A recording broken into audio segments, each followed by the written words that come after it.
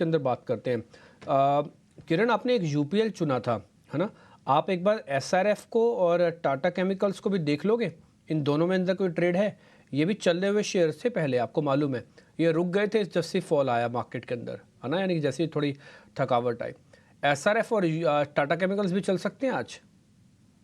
सो SRF और Tata chemical दोनों में से अगर कोई सिलेक्ट करना है तो हमारी तरफ से एसआरएफ रहेगा। रीजन भी इनका, यहाँ पे आप देखोगे इंट्राडे चार्ट या तो डेली चार्ट, तो वहाँ पे एक रेक्टेंगल पैटर्न ब्रेकआउट है और कहीं ना कहीं स्टॉक अपनी 50 डेज और जो 100 डेज की मूविंग एवरेज है वहाँ पे कहीं ना कहीं रीटेस्ट करके आज वापस ऊपर जाएगा ऐसा लग रहा है। मोमेंटम इंडिकेटर बुलिश जोन में था तो जस्ट एक न्यूट्रल जोन के अंदर अभी रिट्रेस हुआ है। तो कहीं ना कहीं एसआरएफ आप ध्यान रखिए, कंडीशनल बाय रहेगा। 2420 के आसपास की क्लोजिंग है। अगर 2450 क्रॉस करता है तो फिर हमें ऐसा लग रहा है कि एसआरएफ लॉन्ग करना चाहिए, तो कंडीशनल बाय 2450 के ऊपर आप लॉन्ग कीजिए एसआरएफ। स्टॉप लॉस 2400 का ही रखना है और जिस तरह के चार्ट पैटर्न है वापस ये 2550 तक जाने की क्षमता रखता है। तो डेफिनिटली एसआरएफ के ऊपर ध्यान रहेगा कंडीशनल बाय के साथ 2450 के ऊपर। अगर आप केमिकल स्टॉक्स देख रहे हैं, वैसे तो यूपीएल किरण सर ने आपको दे दिया, लेकिन फिर भी अगर आपके पास कोई पोजीशन है, मान लो यूपीएल पहले से ही है, आप चाहते हो एक केमिकल में और प्लस कर लूँ, तो फिर आप जाइएगा इसके शेयर के अंदर, एसआरएफ के अंदर।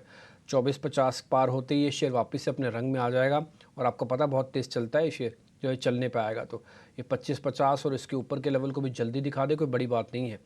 तो अगर केमिकल्स की थीम को वापस चलना है तो फिर ये नोटिसेबल चीज़ें हो सकती हैं।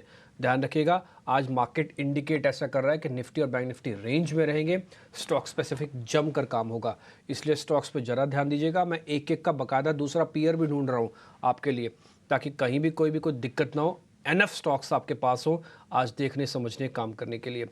आगे बढ़े, एक शेयर और भी है, वो मेरे को लगता है बहुत अच्छे से बता पाएंगे, कपिल शाह। कपिल, एक बार जरा पॉलीप्लेक्स देखना, कल हमने क्लोजिंग में शेयर को देखा था, बहुत ही अच्छे, मतलब जिसे कहते हैं ना कि कंसोलिडेशन था, इसका डाउनवर्ड स्लोपिंग था, अच्छा से कंसोलिडेट किया और ब्रेकआउट हो चुका है पॉलीप्लेक्स। ये चलेगा क्या? और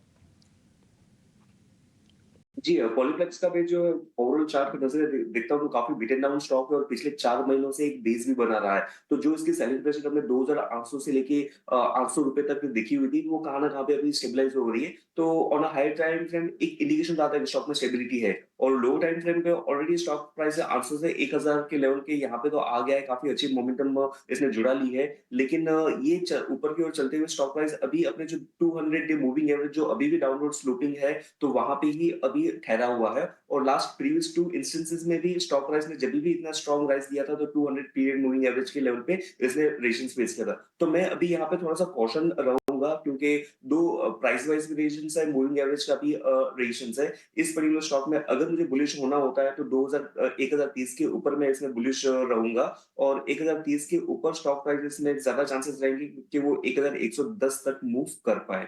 लेकिन 1030 के ऊपर ही इसका ट्रैक्शन हमें ऊपर में देखने मिल सकता है। एक और शेयर